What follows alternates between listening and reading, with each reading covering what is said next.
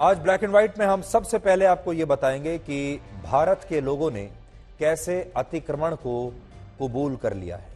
भारत में आप जब भी कहीं भी कोई जमीन खरीदते हैं, प्लॉट खरीदते हैं, तो सबसे पहले आप उस प्लॉट की चार दीवारी कराते हैं, उसकी ऊंची सी बाउंड्री करवाते हैं, क्योंकि आपके मन में हमेशा यह डर लगा रहता है, बना रहता है कि कहीं कोई उस पर कब्जा ना कर ले। इसी तरह हमारे देश में लाखों लोग ऐसे हैं जिन्होंने अपना मकान किराए पर दिया और किराएदार ने फिर किराया देना बंद कर दिया और मकान खाली करने से भी इनकार कर दिया, और बहुत सारे मामलों में तो स्टे भी मिल जाता है अदालतों से। और ऐसे लाखों मामले आज भी अदालतों में चल रहे हैं, जहां लोग संघर्ष कर रहे हैं कि उनकी जमीन या उनका मकान किसी तरह से आजाद हो जाए अतिक्रमण से।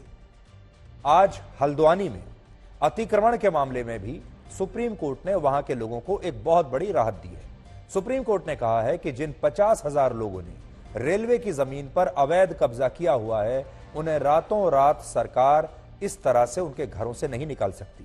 हमारे देश में इस अतिक्रमण को एक धार्मिक रंग भी दे दिया गया और वहां हो रहे विरोध प्रदर्शन को बिल्कुल शाहीन बाग जैसा बना दिया गया।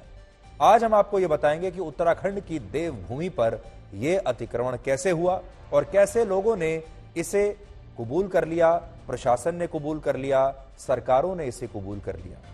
लेकिन सबसे पहले आपको सुप्रीम कोर्ट के फैसले की 3 बड़ी बातें बताते हैं। पहली बात, सुप्रीम कोर्ट ने अपने फैसले में कहीं भी यह नहीं कहा है कि यह जमीन रेलवे की नहीं है या इस पर अतिक्रमण नहीं हुआ है। अदालत ने आज खुद यह बात कही है कि जमीन रेलवे की हो सकती है और रेलवे के पास यह पूरा अधिकार है कि वो इस क्षेत्र को जैसे चाहे वैसे विकसित कर सके। लेकिन साथ ही अदालत ने इस बात को लेकर चिंता जताई कि इस क्षेत्र में जो 50,000 लोग रह रहे हैं वो ऐसे में कहां जाएंगे। दूसरी बात, सुप्रीम कोर्ट ने हाई कोर्ट के फैसले पर रोक लगाई, जिसके तहत अगली सुनवाई तक यानी 7 फरवरी तक रेलवे की जमीन पर बने मकानों पर बुलडोजर नहीं चलेगा।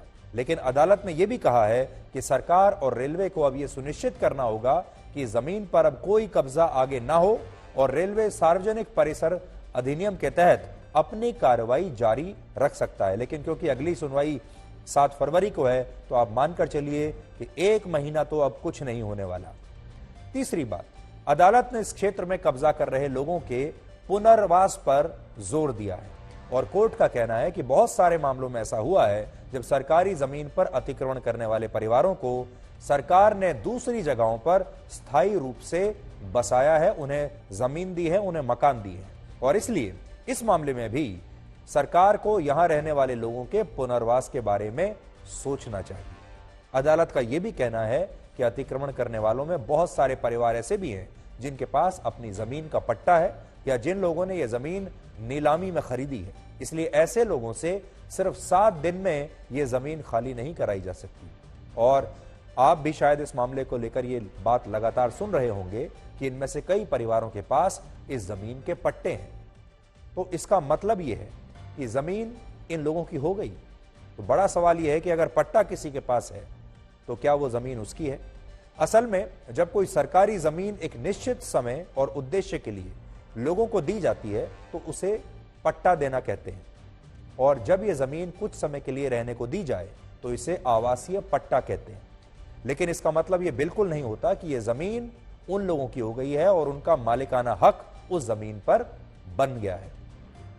सच्चाई यह है कि हल्द्वानी में यह जमीन कुछ परिवारों को निश्चित समय के लिए दी गई थी, लेकिन बाद में यहां धीरे धीरे हजारों लोग आते चले गए और पहले यहां झुग्गियां बनाई गईं और बाद में इन्हीं झुग्गियों को अवैध तरीके से बड़ी बड़ी बिल्डिंग्स में बदल दिया गया। और सरकारी जमीन पर अवैध कब्जे का यह पूरा बिजनेस मॉडल ऐसा ही है, जिसमें पहले सरकारी जमीन पर झुग्गियां बनाकर उस पर पहले अपना कब्जा जमाया जाता है, फिर वहां धीरे धीरे पक्के मकान बनाए जाते हैं और फिर रिश्वत देकर बिजली और पानी के कनेक्शन ले लिए जाते हैं और बाद में वहां का राशन कार्ड और आधार कार्ड बनवाकर उस जमीन पर लोग हमेशा के लिए जम जाते हैं और फिर उस जमीन को कभी भी छोड़ते नहीं है।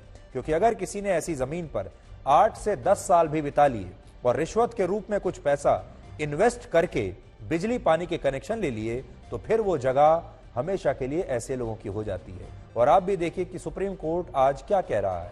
सुप्रीम कोर्ट भी तो यही कह रहा है कि अतिक्रमण तो हुआ है, अवैध कब्जा तो इन लोगों ने किया है, लेकिन मानवीय आधार पर इन लोगों का पुनर्वास होना चाहिए। और अब बड़ी बात यह है कि रेलवे को इस जमीन के विकास की योजना भी बनानी है और इस जमीन पर अवैध कब्जा करके रह रहे लोगों के पुनर्वास के बारे में भी सोचना है।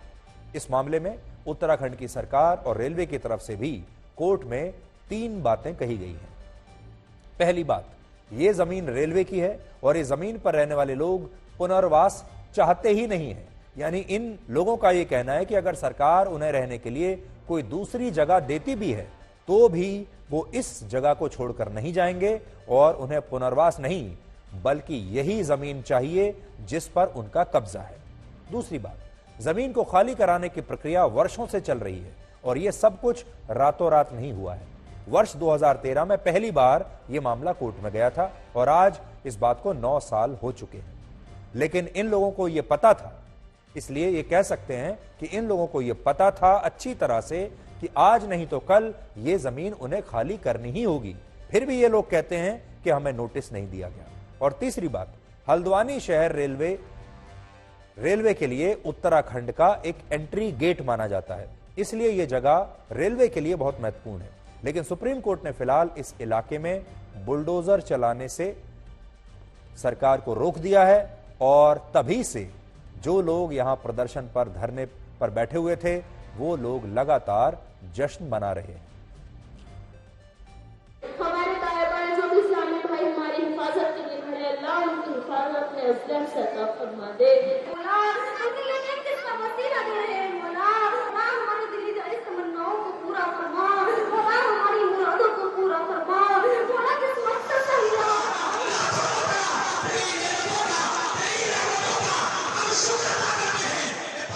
पर हमारा पहले से ही ये मानना था कि क्योंकि न्यायालय का मामला है, न्यायालय जो भी आदेश करता उसके साथ हमारी सरकार उस पर आगे कार्रवाई करती, आगे काम करती।